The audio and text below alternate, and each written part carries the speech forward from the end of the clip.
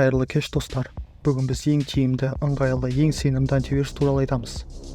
Негізгі антивирустар өте көп. Танымалы бар, танымал емесі бар. Бұл видеода біз жалпы антивирус компаниялар қалай ашылды, антивирустың артында хакерлер тобы отырғаны рас па, Касперский антивирус Ресейге жұмыс жасайды ма, жалпы сіздің информацияңыз интернетте неғып жүр, миға салынатын чипте антивирус орнатылған ба деген сұрақтарға жауап беретін боламын.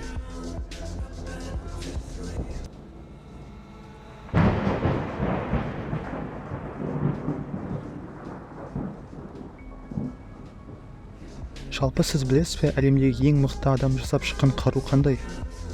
Бұл атомный бомба емес, водородный да емес, спутниктік лазер емес. Таппасаңыз, бұл әрине терминал. Осы терминал арқылы миллиондаған компаниялар банкрот болды. Және әлемдік экономика құлдырады. Зданиялар жарылды. Бұл терминалдың құдіреті біразға дейін жетеді. Барлығы вирустан басталды.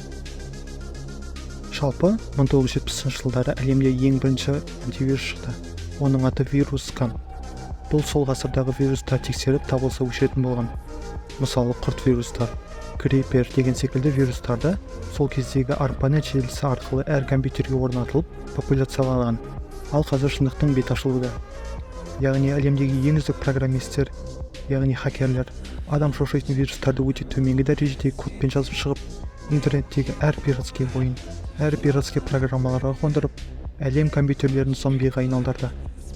Бұның кесірінен зомбиланған компьютерлер ірі биржалық, үкіметтік ақпараттарды, ақшаларды хакерлердің қолына берді.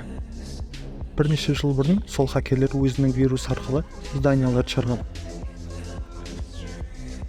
Қазіргі кезде сол хакерлер коммерциялық бизнеске көшті. Бизнестердің аты әрине антивирус.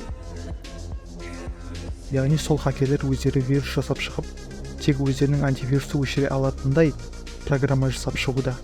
Мысалы, ESET, DrWeb, Avast, Kaspersky, тағы басқа якобы антивирустар. Бұл компаниялар осылайша табады. Және әр қондырған компьютердің файлдары тексіздікі емес, олардікі де.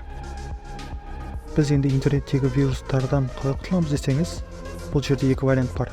Өзіңіздің антивирус компанияңызды ашасыз, немесе ең оңайы, Windows қолданатын болсаңыз, Microsoft компаниясының антивирусын қолданасыз.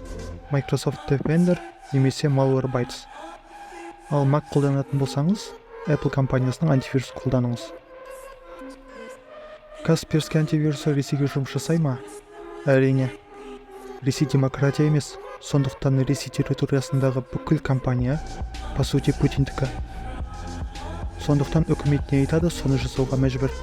Ал антивирус компанияларының бастарында ақалпақ. Миға салынатын чипте антивирус орнатылған ба? Оны Илон Масктан сұрау керек. Бірақ чипте сыртқы әлемге доступ болса, онда чипке вирус кіруге болады деген сөз. Сондықтан достар, тек сенімді компаниялармен болыңыз. Пираткаға жол бермеңіз. Ақша жинап сатып алыңыз. Сіздің данныйларыңыз биг датаға сақтауға жол бермеңіз.